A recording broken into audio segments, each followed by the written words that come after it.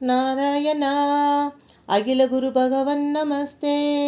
சர்வத்ர கோவிந்த நாம சங்கீர்த்தனம். கோவிந்தா கோவிந்தா. ஸ்ரீமன் நாராயணீயம் 34வது தசகம். ஸ்ரீ ராமச்சரிதம். மெய்ப்பொருள் அறிவோம். குருவாயூரப்பா, தேவர்கள் எல்லாம் ராவணனை வதைக்க வேண்டி பகவான் மகாவிஷ்ணுவை வேண்டிக் கொண்டனர். கோசல தேசத்திலே அயோத்தியிலே ருட்சசிருங்க முனிவர் தசரதனுக்கு பிள்ளை பேறு வேண்டி புத்திரனை அளிக்கும் வேள்வியைச் செய்தார்.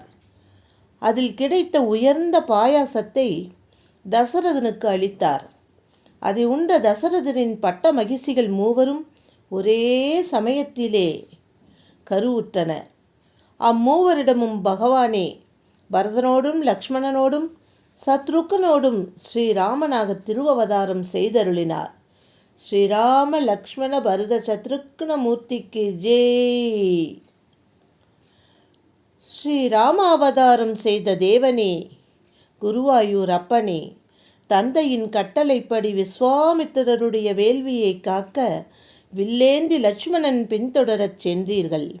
முனிவரான விஸ்வாமித்திரர் உபதேசித்த பலை அதிபலை என்ற 2 மந்திரங்களால் வழிநடந்த களைப்பை போக்கிக் கொண்டார்கள். மக்களை காக்கும் பொருட்டு முனிவரின் சொல்லாற்றலால் அம்பு கொண்டு தாடகையை வதம் செய்து அவரிடமிருந்து பல அஸ்திரங்களை உபதேசமாக பெற்று சித்தாசிரமம் என்ற பெயர் கொண்ட முனிவர்களின் தபோவனத்தை அடைந்தார். வேள்வியின் தொடக்கத்தில் பானங்களால் மாரீசனை துரத்தி மற்ற அரக்கர்களை கொன்றுவிட்டு ஜனகரின் தனுர்யாகத்திற்கு செல்லும் வழியிலே தனது பாத தூளியால் அகல்யையை தூய்மையாக்கி விதேக மன்னரான ஜனகரின் அரண்மனையை அடைந்தார்.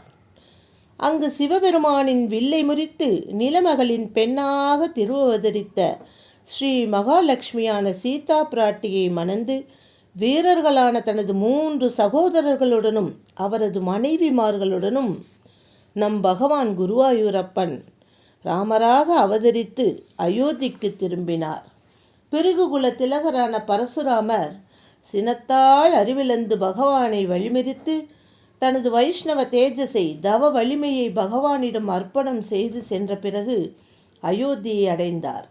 அழகே உருவெடுத்த அண்ணலே குருவாயூரப்பா ஸ்ரீராமா அங்கு மனையாளான சீதையோடு இனிதே வாழ்ந்தார்.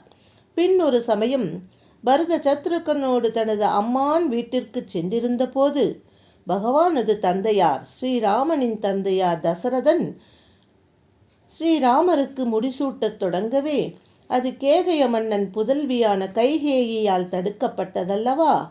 தந்தை சொற்படி வில்லை கையிலேந்தி தம்பியுடனும் மனையாளோடும் வனமேக விரும்பிய பகவான் ஸ்ரீராமர் நகர மக்களை திருப்பி அனுப்பிவிட்டு குகன் இருக்குமிடம் அடைந்து சடையும் அறவுரியும் தரித்து கங்கையை தோணி கொண்டு கடந்தார்.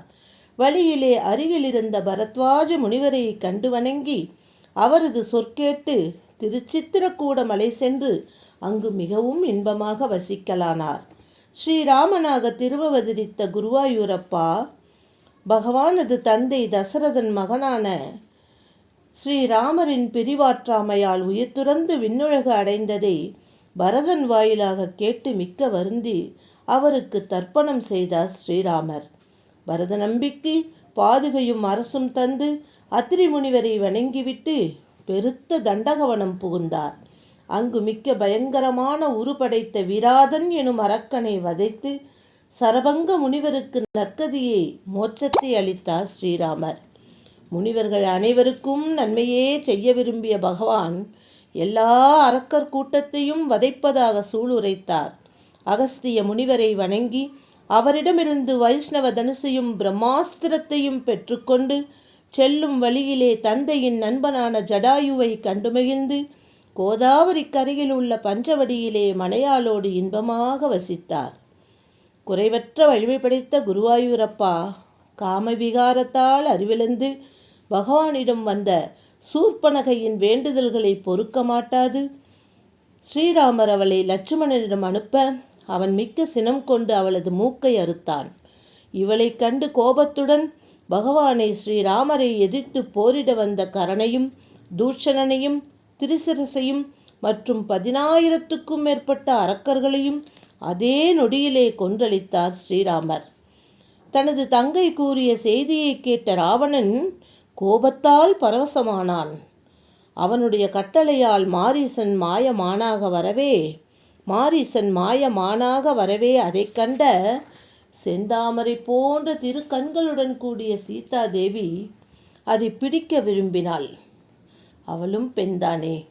ஆகவே பகவான் ஸ்ரீராமர் அதை பின்தொடர்ந்து சென்று பாணத்தால் கொன்றார்.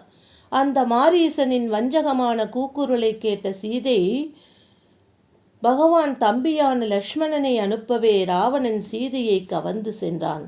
அதனால் வெளிப்படையாக துன்புற்ற பகவான் ஸ்ரீராமர் ராவணனை வதம் செய்ய ஒரு உபாயம் கிடைத்தது பற்றி உள்ளூர மகிழ்ச்சி கொண்டார். சர்வத்திர கோவிந்த நாம சங்கீர்த்தனம் கோவிந்தா கோவிந்தா. ராவணனை வதம் செய்வதற்குத்தானே இந்த ராமாவதாரமே ஏற்பட்டது. அது அவருக்கு மட்டுமே தெரியுமல்லவா?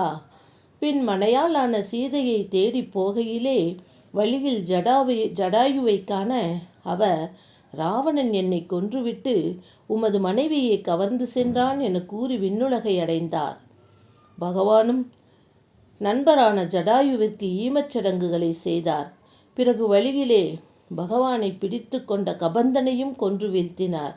பம்பை நதிக்கரையிலே சபரிவாசனை கண்டு தரிசித்தார். பின் அனுமனை அடைந்து பெரிதும் மகிழ்ச்சி எய்தினார்.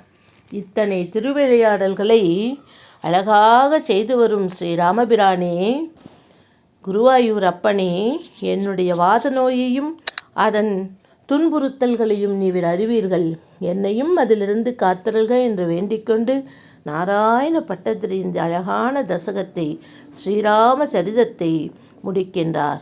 ராதே கிருஷ்ணா.